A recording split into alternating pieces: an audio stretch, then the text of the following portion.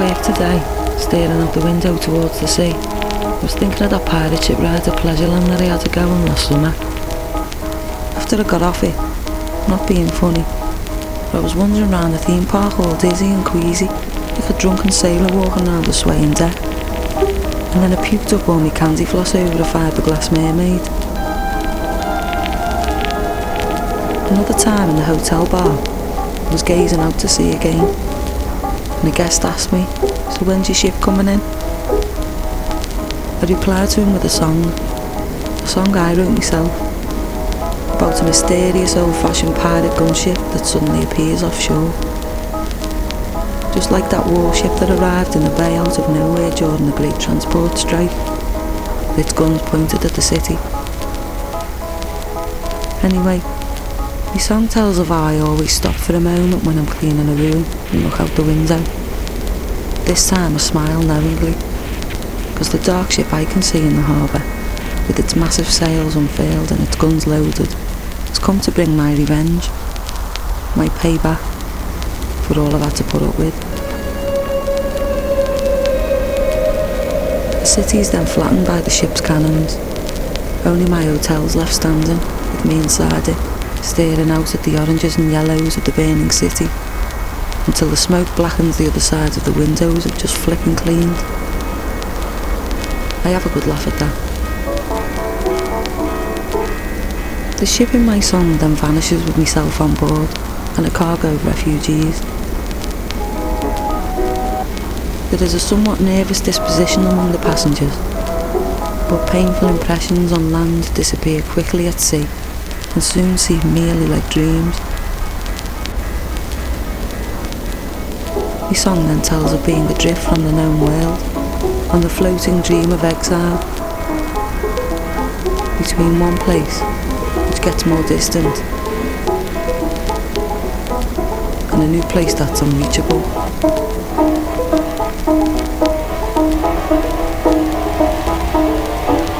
What I always think is, you have to clean that last person out of the room for the next person coming in it. That's how I see it. When I come in a room, I just strip the bed off, take the rubbish out, then just basically start making the bed, dusting, polishing, hoovering. It's hard work. Windows tend to get splashed with the salt of the seawater, and they get rotten. It's nasty, the windows go horrible. Certain rules are right in the sun, so if the sun shines in, that creates dust. Some of the girls tend to put the light on and draw the curtains when they're dusting, because the dust becomes more visible in the sun. You can see it in the air, looking for somewhere to settle.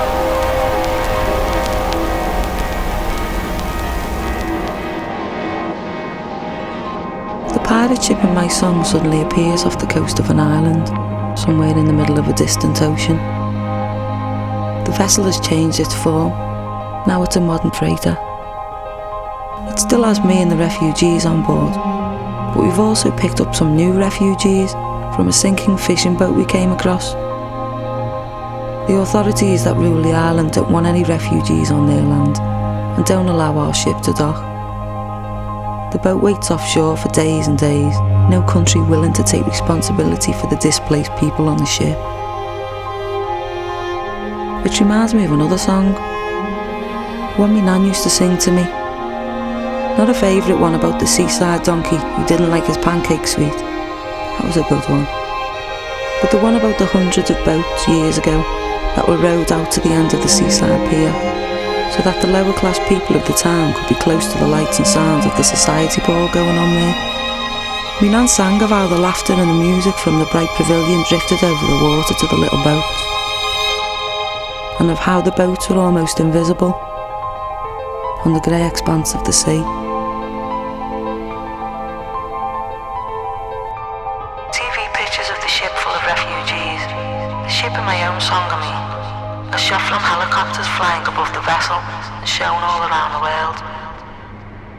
When you look down from above, the refugees are no more than dark little dots next to the containers on the open deck.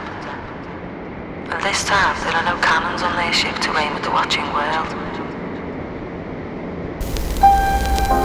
I open and look out the hotel window. I like to see, and I do forget that I'm in work. I stop for a moment and just stand there staring.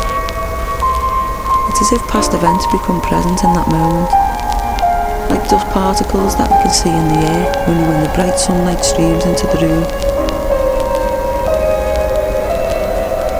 With my imagination, I have summoned the ship in my song and placed myself on it.